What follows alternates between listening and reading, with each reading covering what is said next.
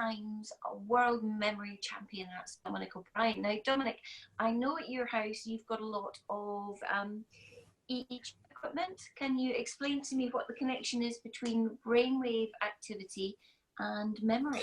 Yes. Back in the mid-1990s, I became aware of brainwave machines, ways of controlling your brainwaves.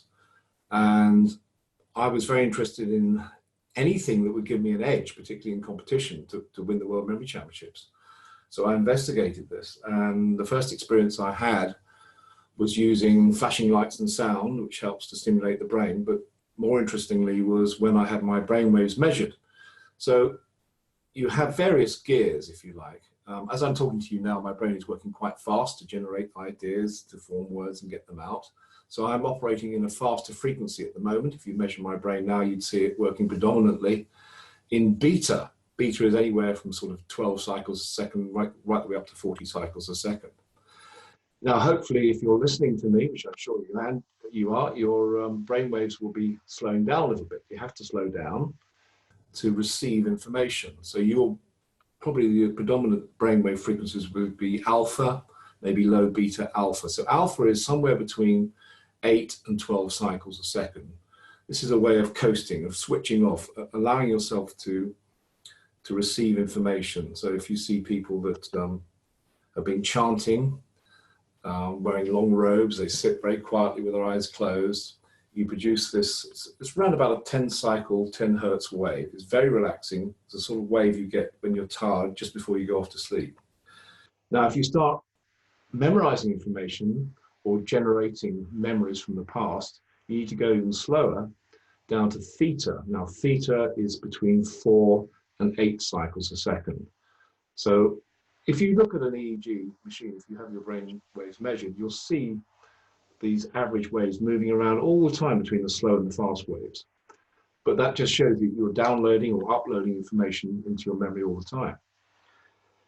Slower than theta, you have delta, which is around about 1 to 4 cycles a second. Now, delta is for deep physical relaxation.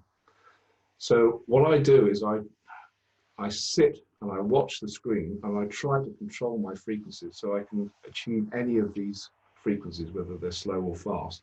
But what I'm particularly interested in is getting into that alpha and theta zone. Alpha for relaxation and theta for memory. And I give myself little triggers. And I did this years ago to get a record in the 5-minute memory. While everybody else was getting ready, I used little triggers and closed my eyes. I could feel the alpha wave happening, slowing my frequency down, therefore reducing the stress levels. And as I heard from Phil, neurons on the ready go, I was all set in the right frequencies and I was able to memorize a 316-digit number in 5 minutes. So you can prepare yourself mentally for competition. And it really is a great aid to memory. So that gives you a little idea, a bit of the background into brainwave training, if you like. So I'm a bit of a nerd. I have all this equipment, oscillators, and EEGs, electrodes, but I'm always trying to measure what's going on in my brain just to see where I am. What a lot of people forget is that neuroscience is a relatively new science, but it is a science. You know, there's a scientific backing to everything that we do, and you guys specifically do in the memory competitions.